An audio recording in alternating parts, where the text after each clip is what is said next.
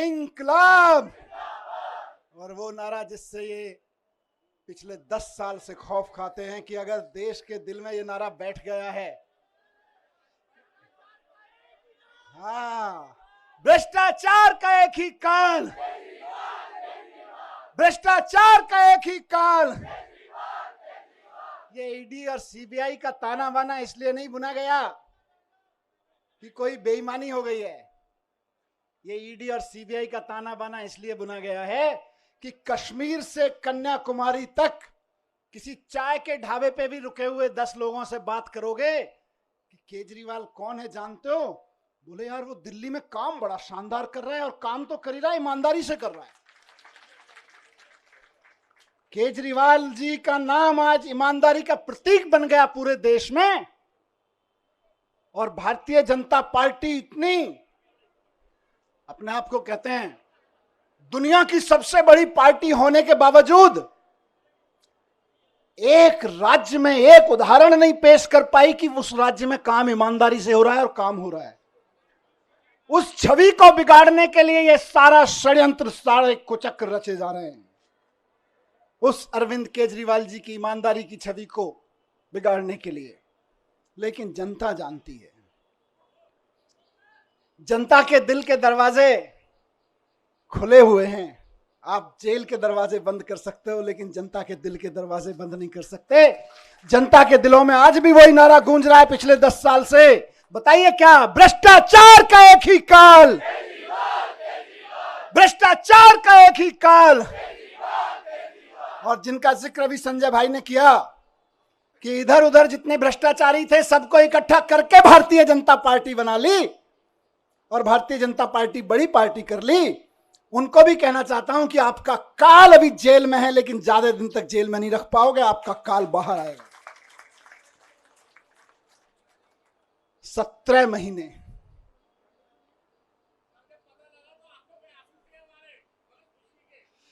ये आंसुओं, इन आंसुओं ने मुझे ताकत दी है 17 महीने जेल में। मैं जब राजघाट पे आपसे बात करके गया था तो कह के गया था शायद 7-8 महीने लगेंगे। मुझे उम्मीद थी कि 7-8 महीने में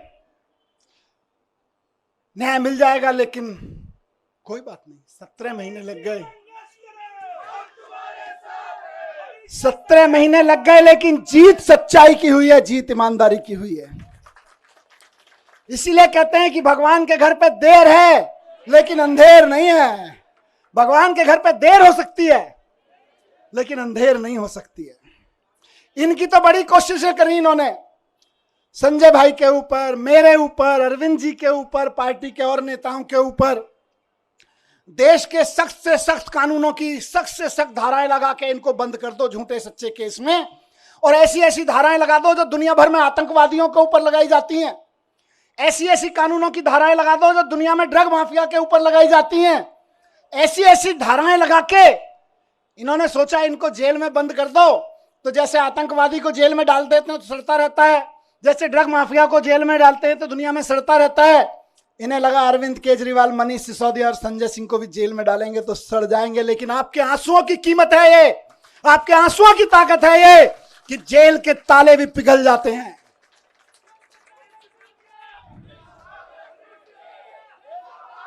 एक ही चीज कहूंगा, कल सुबह मैं बैठा था कि सारी दुनिया की सारी बुरी ताकतें भी इकट्ठी हो जाए ना, तो जो सच्चाई के रास्ते पे चलता है उसका साथ भगवान देता है, उसका साथ भगवान जरूर देता है। और ये आज बजरंगबली की कृपा है कि 17 महीने बाद सही, लेकिन मैं आपके बीच हूं। और अभी गया मैं बजरंगबली के मंदिर में, पंडित जी ने आशीर्वाद दिया। वहां जो पंडित जी मौजूद होते हैं वही बजरंगबली जी के वाणी बोल रहे होते हैं। उन्होंने बजरंगबली जी की वाणी से आशीर्वाद दिया कि विजयी भव, सफल भव। मैंने कहा जी एक ही सफलता का मंत्र है, दिल्ली के एक एक बच्चे के लिए शानदार स्कूल बना के देने हैं, यही हमारी सफलता है। और इसके लिए मैं कल से कह रहा था अपने साथियों से, हम तो रथ के घोड़े हैं, हमारा असली सारथी अभी जेल में बंद है, वो भी बाहर आ जाएगा। फिर उसके बाद हमको तो जहां हकेंगे हम हकेंगे, लेकिन हमारा असली सारथी अभी जेल में बंद है और जेल के ताले टूटेंगे, बहुत जल्दी छूट के आ जाएंगे। बहुत कृपा है अरविंद जी के ऊपर बजरंगबली की। आपको याद है ना, लंबे समय से बहुत सारे लोग साथ हैं, कितने शुगर का पेशेंट होने के बावजूद कितना लंबा लंबा फास्ट किया, केवल बजरंगबली जी की कृपा से। तमाम तरह के आरोप, इतने इतने आरोप लगाए झूठे झूठे, बच गए, निकल के आ गए केवल अरविंद जी बजरंगबली जी की कृपा से। और मैं समझता हूं भगवान की कृपा, बजरंगबली जी की कृपा हम पर कल हुई बाबा साहब के दिए हुए संविधान की बदौलत। बाबा साहब ने, जब ये मुकदमे की सुनवाई चल रही थी, मैं बहुत ध्यान से सुन रहा था, पढ़ रहा था, पूरी डिटेल ले रहा था वकील साहबों से। बाबा साहब ने 75 साल पहले, करीब 75 साल पहले अंदाजा लगा लिया था कि कभी कभी ऐसा भी होगा, हम लोकतंत्र का संविधान बना रहे हैं, लेकिन कभी कभी ऐसा भी होगा कि इस देश में तानाशाही ताकतें आके आतंकवादियों और ड्रग माफियाओं पर लगाए जाने वाले कानून को आम आदमी के ऊपर लगाएंगे, व्यापारियों के ऊपर लगाएंगे, विपक्षियों के ऊपर लगाएंगे। तो उस वक्त उन व्यापारियों को, उन आम आदमियों को, उन विपक्षियों को कौन बचाएगा? तो बाबा साहब ने पहले ही लाइन जोड़ दी थी, संविधान बचाएगा। यही भगवान की कृपा है। कौन बचाएगा उनको जब तानाशाह सरकार अपना जुल्म करेगी, एजेंसियों का दुरुपयोग, कानूनों का दुरुपयोग करेगी, जेलों का दुरुपयोग करेगी, तो कौन बचाएगा? 75 साल पहले उस महान शख्सियत ने लिख दिया था कि मैं ऐसा संविधान दे रहा हूं कि तुमको संविधान बचाएगा। आज हम संविधान के बदौलत खड़े, संविधान की ताकत से यहां पे खड़े हैं। आज मैं शुक्रगुजार हूं देश के संविधान का, बाबा साहब का, और साथ साथ बहुत विनम्र निवेदन के साथ में माननीय सुप्रीम कोर्ट का, बहुत विनम्र सम्मान के साथ में माननीय सुप्रीम कोर्ट ने संविधान की दी हुई ताकत का इस्तेमाल करते हुए कल तानाशाही को कुचला, तानाशाही को कल गलत ठहराया। और माननीय सुप्रीम कोर्ट के साथ साथ मैं बहुत तहे दिल से शुक्रगुजार हूं उन वकीलों का जो पिछले 1.5 साल से, 17-18 महीने से, और बल्कि उससे पहले से भी पूरी लड़ाई लड़ रहे हैं। मैं जेल में बैठा था, आप लोग आंदोलन कर रहे थे, अरविंद जी जेल में बैठे हैं, आप लोग यहां सड़कों पे डंडे खा रहे हैं, लेकिन वो वकील इधर से उधर धक्के खा रहे हैं, एक कोर्ट से दूसरे कोर्ट धक्के खा रहे हैं, एक कागज से दूसरे कागज में दा रहे हैं। इनकी एक एक साजिशों का, इनकी एक एक चालबाजियों का, इनकी एक एक तिगड़मों का जवाब दे रहे हैं अदालतों में खड़े होकर, इनके एक एक झूठ का पर्दाफाश कर रहे हैं। मेरे लिए तो, मैंने कल भी कहा था, भगवान स्वरूप हैं। किसी भी जेल में बंद होने वाले एक व्यक्ति के लिए तो वकील भगवान स्वरूप होता है, और मेरे लिए तो सिंघवी साहब वाकई भगवान स्वरूप हैं। अभिषेक मनु सिंघवी जी, जिन्होंने इस पूरी कानूनी लड़ाई को इस अंजाम तक पहुंचाया, और जल्द ही अरविंद जी को भी बाहर लेकर आएंगे। मैं धन्यवाद करता हूं सिंघवी साहब का, मैं धन्यवाद करता हूं दयान कृष्णन साहब का, मैं धन्यवाद करता हूं मोहित माथुर साहब का, जिन्होंने बहुत बेबाकी से अदालतों के सामने ईडी और सीबीआई और भारतीय जनता पार्टी के सच को बेनकाब किया है। और मैं बहुत प्यार के साथ धन्यवाद करता हूं, उनमें से कुछ लोग मेरे उनसे उम्र में छोटे हैं, कुछ बड़े हैं, अपनी आम आदमी पार्टी की लीगल टीम के कुछ वकील साथी, हमारे एमएलए यहां खड़े हैं, साथ साथ में उनको सबको कोऑर्डिनेट करने वाले विवेक भाई, इधर शायद नहीं होंगे, किसी विवेक जैन किसी अदालत में इस समय जाके आर्गुमेंट कर रहे होंगे, इरशाद भाई इस समय कहीं किसी अदालत में आर्गुमेंट कर रहे होंगे, कुछ पेपर बना रहे होंगे, और उनके कई साथी यहाँ खड़े मैं देख रहा हूं, अपने सारे साथियों को मैं उनका भी बहुत धन्यवाद करता हूं। रजत, साथ साथ में मैं शुक्रगुजार हूं देश भर में आम आदमी पार्टी के एक एक कार्यकर्ता का, नेताओं का।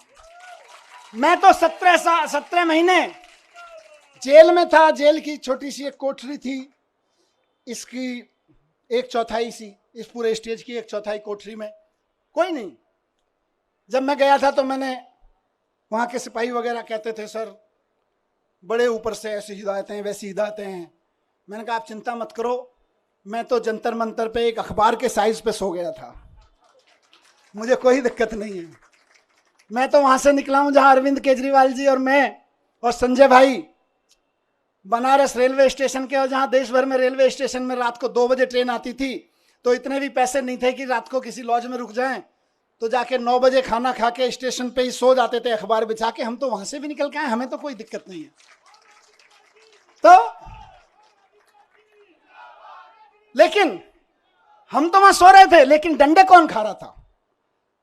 जब मैं कोर्ट आता था तो मैं देखता था बैरिकेड लगे हुए और उसकी दूसरी तरफ से नारे लग रहे हैं।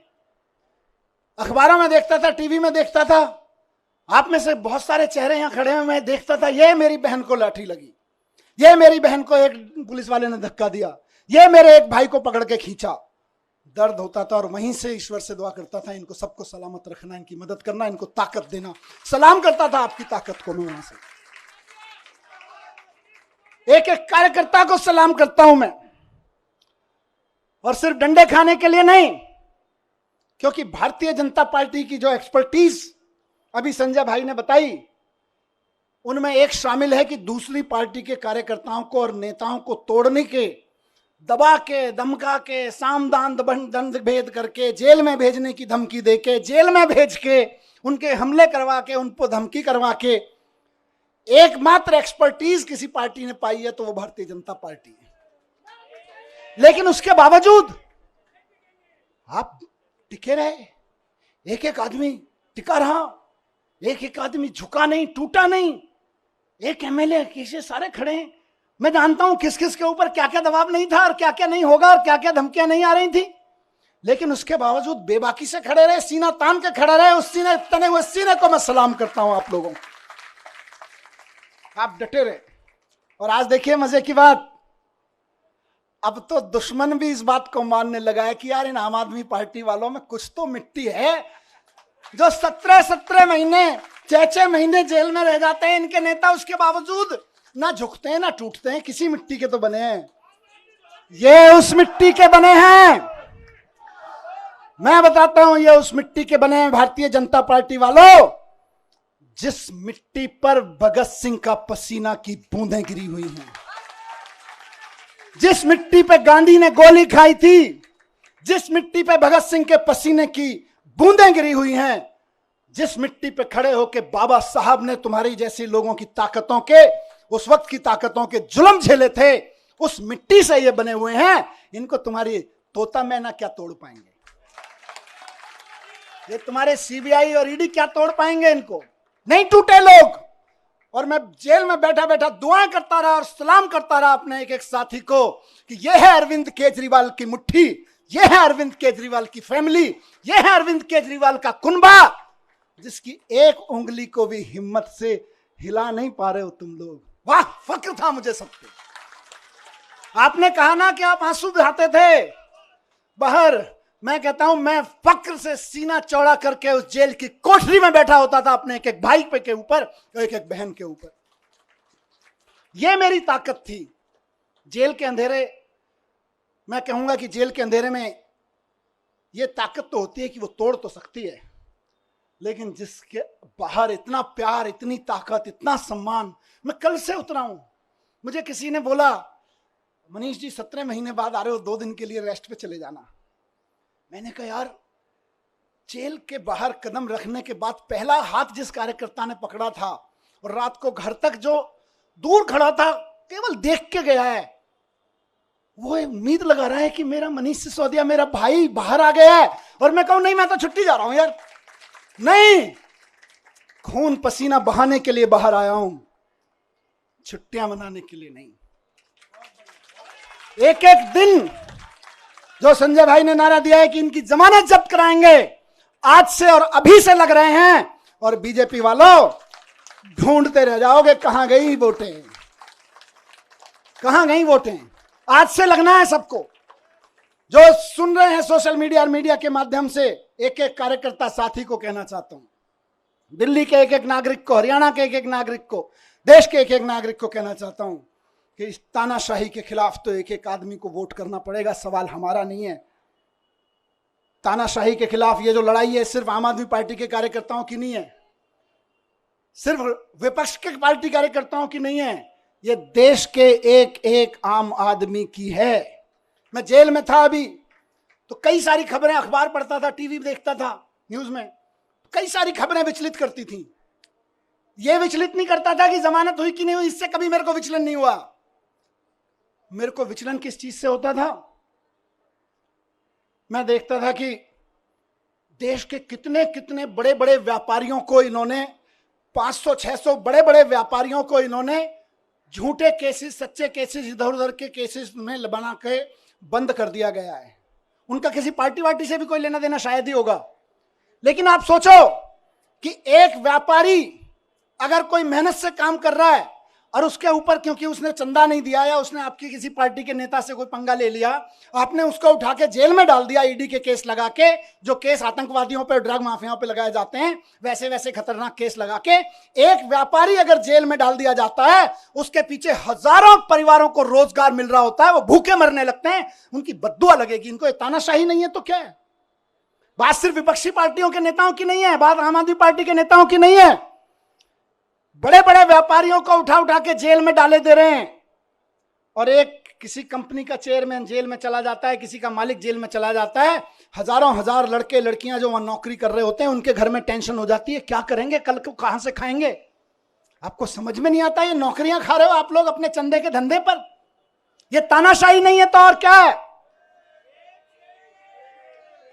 कोई गलत करे तो सजा दो, लेकिन चंदे के धंधे में ईडी का नोटिस भिजवाओ, अपनी एजेंसियों के कानूनी कागज भिजवाओ और उसके बाद उसको अंदर कर दो।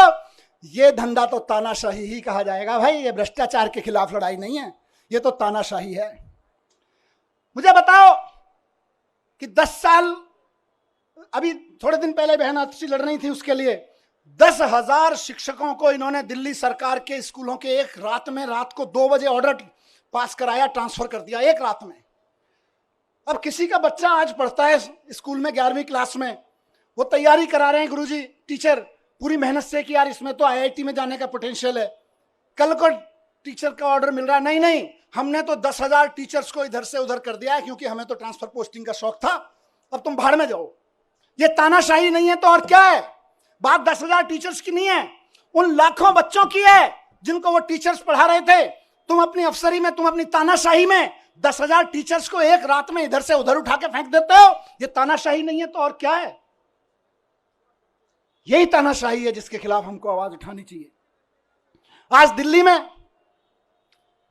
में जब सरकार में था उस वक्त दिल्ली जल बोर्ड का नगर निगम चुनाव से पहले पैसा रोक दिया गया था और आज तक दिल्ली जल बोर्ड का पैसा नहीं दिया गया। फाइनेंस डिपार्टमेंट के अफसरों से इधर उधर से फाइलों पे कुछ कुछ काला पीला करवा के रुकवा रखा है पैसा। इंजीनियर्स परेशान है, इलाके के नाले साफ नहीं हो रहे, सीवर साफ नहीं हो रहे, और वो कह रहे हैं हम तो पैसा नहीं देंगे।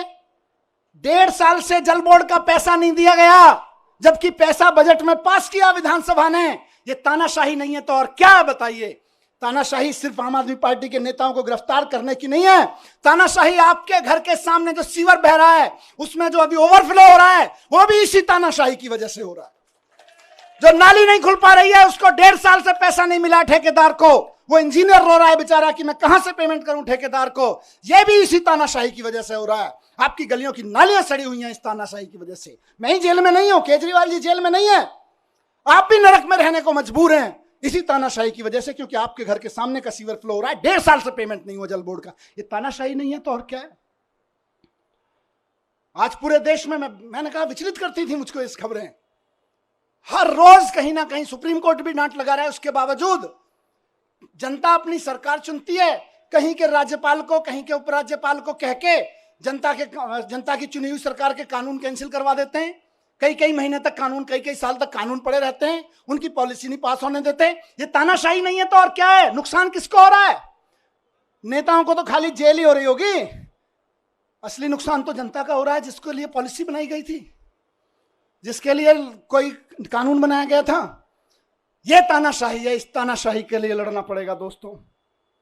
और आखिरी बात जो मैं अभी, क्योंकि विचलित करनी है कई सारी चीजें, मैं अभी 2-3 दिन पहले टीवी देख रहा था, और उससे पहले भी देख रहा था टीवी में। 1 साल से टीवी देखा न्यूज पे, और क्या सहारा था, आपकी खबरें, आपकी शक्लें देखने को मिल जाती थी।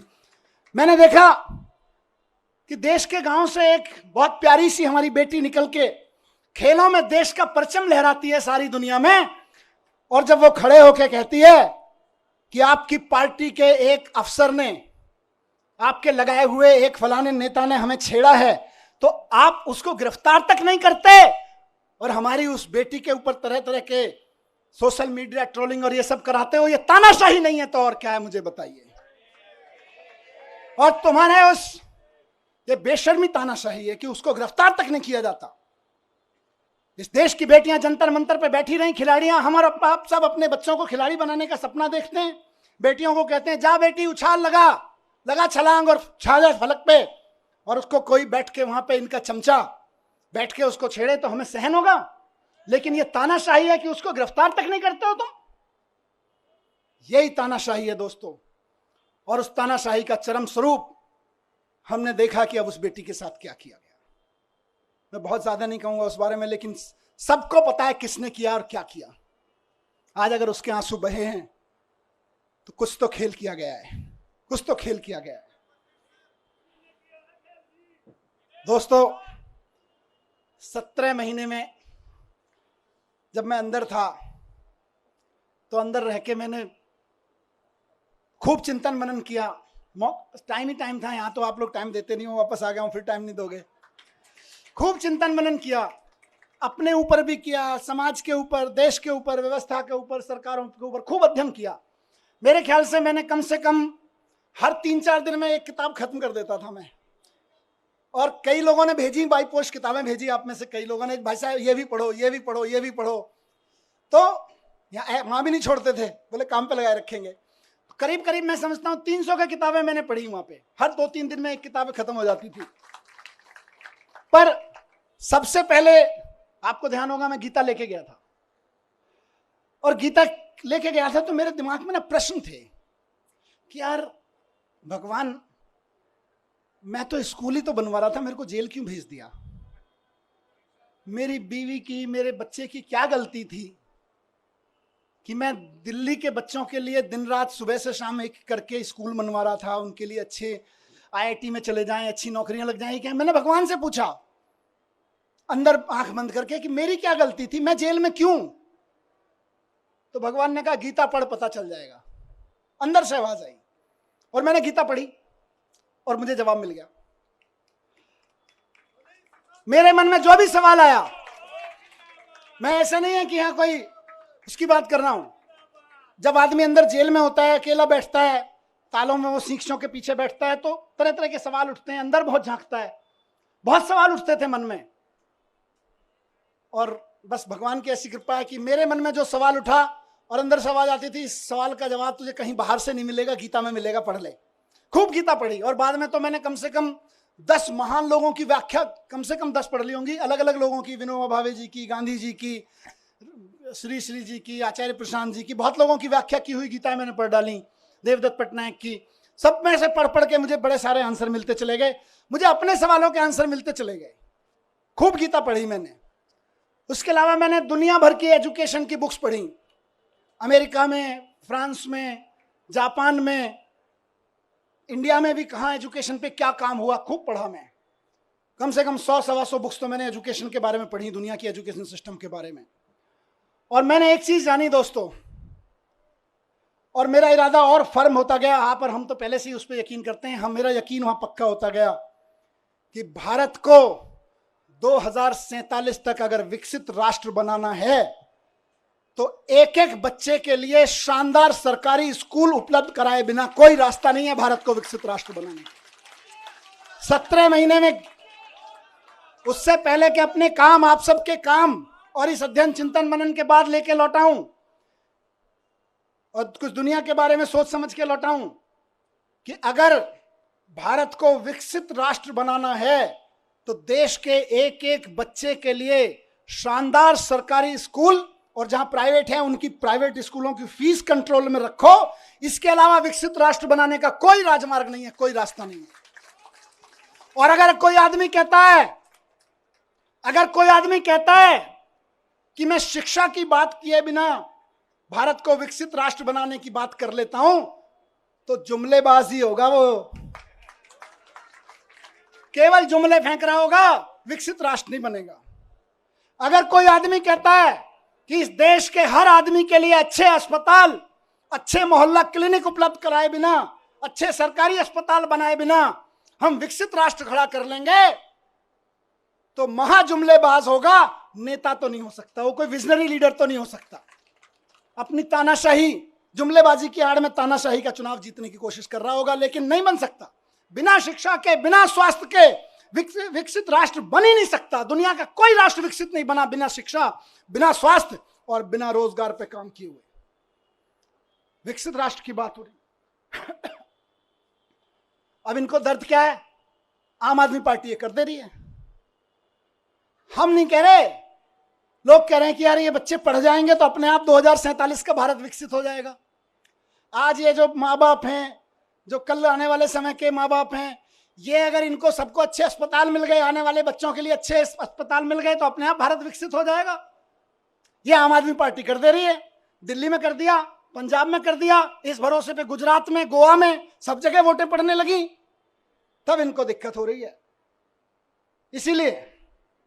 इसीलिए सबको जेल में डालने पर आ गए। फिर से सलाम करता हूं कि इनकी तमाम ताकत के बावजूद, इनकी तमाम साजिशों के बावजूद, बुरे वक्त में चट्टान की तरह से इकट्ठे होकर खड़े रहे आप सब लोग, उस जज्बे को मैं सलाम करता हूं। ये पार्टी की ये लीडरशिप, बीच बीच में लीडरशिप यहाँ खड़ी है, बैठी है, कई सारे एमएलए साथी, कई सारे सीनियर लीडर्स यहाँ सब खड़े हैं।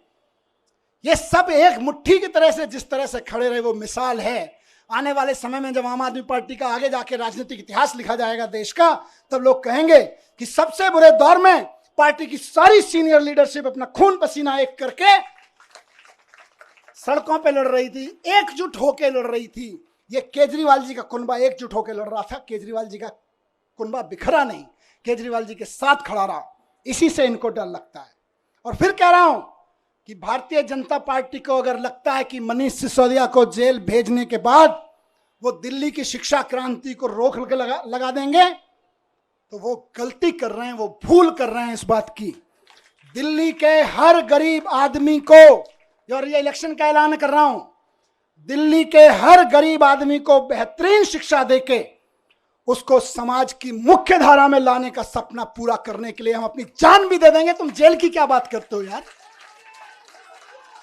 तुम जेल से डराते हो, हम जान देने के लिए तैयार हैं। बच्चों की एजुकेशन के लिए, नौकरी के लिए, स्वास्थ्य के लिए तो हमारी कई जिंदगियां भी कुर्बान हो जाएं तो कम है यार। आप हमें जेल से डराते हो? नहीं डरेंगे, नहीं डरेंगे आपकी जेलों से। केंद्र कितना भी षड्यंत्र कर ले, 2 करोड़ जनता दिल्ली की, उसके जीवन में खुशहाली लाने के लिए फिर से हम उतरेंगे।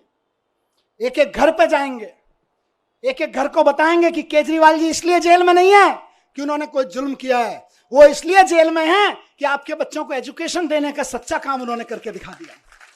वो इसलिए जेल में नहीं है कि उन्होंने कोई भ्रष्टाचार किया है, वो इसलिए जेल में है कि आपके मोहल्ले में जो मोहल्ला क्लिनिक चल रहा है वो मोहल्ला क्लिनिक केजरीवाल जी ने बना दिया और आप आराम से वहां जाके अपना छोटी मोटी चीजों का इलाज करा लेते हो। बड़े बड़े सरकारी अस्पताल शानदार होते चले गए, इसलिए केजरीवाल जी जेल में है। और ये फिर से कहूंगा कि जैसे संजय जी को निकाला, जैसे मुझे निकाला और साथियों को निकाला, हर साथी को और केजरीवाल जी को भी संविधान की ताकत निकाल के लाएगी। भारतीय जनता पार्टी और इनके तोता मैना कितने ही ताकतवर हों, लेकिन देश के संविधान से ताकतवर नहीं है। ये लोग देश के संविधान से ताकतवर नहीं है। इनकी सारी यातनाएं, सारी पीड़ाएं सह के भी हम तैयार हैं, क्योंकि हमको यकीन है कि हमारा सुप्रीम कोर्ट है और हमारा संविधान है, संविधान जीतेगा। बस आखिर में यही कहूंगा कि हम भगत सिंह के चेले हैं। कह के गया था ये बात, कह के गए थे ना, भगत सिंह के चेले हैं, डरने वाले नहीं है तुम्हारी जेलों से भी और तुम्हारे तोता मैना से भी। 17 महीने में जैसा गया था, बिल्कुल 17 महीने पहले जैसा गया था वैसा ही दिख रहा हूं कि नहीं दिख रहा? एनर्जी कुछ कम है कि ज्यादा है? ज्यादा है ना? बस इनको लग रहा था जेल भेज के एनर्जी तोड़ देंगे, अब ये कहेंगे यार इनको जेल मत भेजो, ये तो दुगनी एनर्जी लेके आते हैं।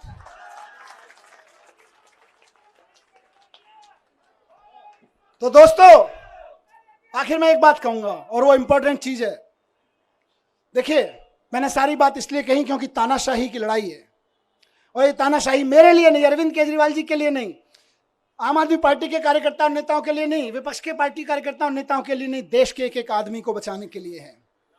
इसलिए आज कल जब सुबह बेल का ऑर्डर आया, उससे पहले मैं ऐसे ही टीवी देख रहा था, उसमें 9 अगस्त के बारे में डिटेल चल रहा था, कैसे 9 अगस्त कितना महान दिन है, भारत छोड़ो आंदोलन चलाया था।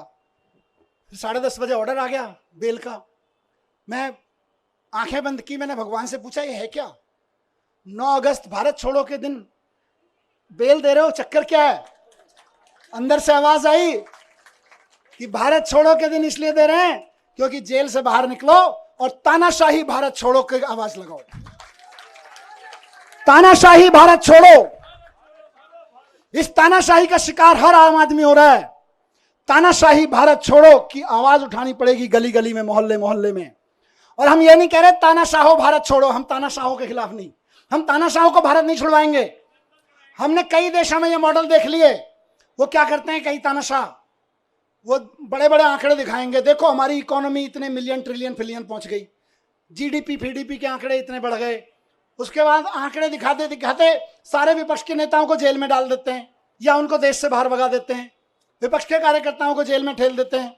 और उसके बाद कहते हैं देखो हम तो चुनाव पे चुनाव जीतते जा रहे हैं, हमारी तो जीडीपी भी बढ़ रही है, हमारी तो ट्रिलियन बिलियन चल रहे हैं। लेकिन हकीकत क्या है? वो कई देशों की जनता ने दिखा चुकी है कि भाई हम तो तानाशाहों को बाहर भगा देते हैं, लेकिन हम भारत हैं, हम विवेकानंद की, गांधी की, नानक की जन्मभूमि है, हम बाबा साहब की जन्मभूमि है।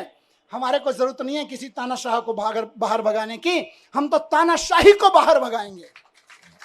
तो तानाशाही भारत छोड़ो, भारत छोड़ो, भारत छोड़ो, तानाशाही भारत छोड़ो, भारत छोड़ो, भारत छोड़ो, तानाशाही भारत छोड़ो, भारत छोड़ो, भारत छोड़ो। तानाशाही आज हमारे और आपके जीवन के लिए, एक आम आदमी के जीवन के लिए खतरा बन गई है, इसको छुड़वाना पड़ेगा। ये संविधान के लिए खतरा बन गई है, हमारे सामाजिक ताने बाने के लिए खतरा बन गई है, हमारी बहनों के लिए खतरा बन गई है, हमारे खिलाड़ियों के लिए, हमारे व्यापारियों के लिए खतरा बन गई है। इससे लड़ना पड़ेगा। और एक चीज कहूंगा यहां से, विपक्ष के लिए भी और इनकी सत्ता में बैठे नए नए साथियों के लिए भी जो इनके साथ नए नए गए हैं, इस तानाशाही से अगर लड़ना है तो एकजुट होके लड़ना पड़ेगा। ये ना सोचें कि आज आम आदमी पार्टी के कार्यकर्ता और नेता जेल में हैं, कल नंबर आपका भी आएगा, कल नंबर उनका भी आएगा जो दूसरे पक्ष में बैठे हैं या इधर के पक्ष में बैठे हैं, कल नंबर उनका भी आएगा जो इधर नए नए गए हैं कि हम तो इनके साथ हैं। एनडीए के साथियों को भी कहना चाहता हूं, उनके साथ जो गए हैं, और इंडिया गठबंधन के भी एक एक आदमी को और बाकी सब पार्टियों के साथियों को कहना चाहता हूं, पार्टी की जिंदगी के लिए नहीं, नेताओं की जिंदगी के लिए नहीं, देश के लिए इकट्ठा होकर लड़ना पड़ेगा, देश के लिए इकट्ठा होकर लड़ना पड़ेगा। और आज कह रहा हूं इस मंच से कि अगर देश के पूरे विपक्ष के नेता पूरी ताकत से एक बार हुंकार भर देंगे तो आज देश में वो माहौल है कि अरविंद केजरीवाल जी 24 घंटे के अंदर बाहर आ जाएंगे। अगर देश के विपक्ष के नेता एकजुट होकर हुंकार भर देंगे तो केजरीवाल जी केवल और केवल 24 घंटे के अंदर जेल से बाहर आ जाएंगे। मैं आज लिख के दे रहा हूं आपको, लेकिन इकट्ठे होकर करना पड़ेगा। ये मत सोचिए अभी तो केजरीवाल जी गए, जब हम पे आएगी तो देखेंगे, नहीं, सब पे आई हुई है। सबको इकट्ठे होकर लड़ना पड़ेगा, सबको इकट्ठे होकर चुनाव भी लड़ने पड़ेंगे, लड़ाइयां भी लड़नी पड़ेंगी, कानूनी लड़ाइयां भी लड़नी पड़ेंगी। और एकजुट हो गया तो इस चुनाव में तो दिखाई दिया कि 400 पार ढूंढते रह गए। एकजुट होकर लड़ेंगे तो आगे आने वाले चुनावों में भी ढूंढते रह जाएंगे कहां है 0 पार, बस सीधे कहा 0 पार। तो ये कोई ये ना सोचे कि अलग अलग लड़ लेंगे, जब हमारी लड़ाई आएगी तो लड़ लेंगे। लड़ाई सबकी है, लड़ाई देश की है, लड़ाई एक एक भारत के नागरिक की है। सब पार्टी वालों को, जिनको जनता ने थोड़ा थोड़ा भी कहीं कहीं भरोसा दिया है, कहीं ज्यादा दिया है, सबको इकट्ठा होके इस तानाशाही के खिलाफ लड़ना पड़ेगा, जोर से चिल्लाना पड़ेगा कि तानाशाही भारत छोड़ो।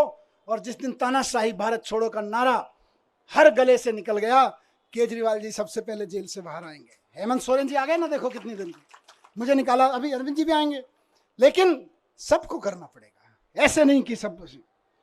तो मैं बस यही कह रहा हूं कि आम आदमी पार्टी की तरफ से तो आज हम भरोसा दिलाते हैं कि दिल्ली के चुनाव में भी और बाकी चुनावों में भी पूरे देश में, कश्मीर से लेकर कन्याकुमारी तक, एक एक घर में इस आवाज को उठाएंगे, एक एक शहर, एक एक नगर में इस आवाज को उठाएंगे और बता देंगे कि हमारे इरादे कितने फौलादी हैं। तुम चाहे जितनी यातनाएं दे लो, तुम चाहे जितने जुल्म कर लो, जब तक इस देह में प्राण रहेगा और माथे पे संविधान रहेगा, इस दिल में हिंदुस्तान रहेगा। भारत माता की, भारत माता की। बहुत बहुत धन्यवाद। Subscribe to One India channel and never miss an update.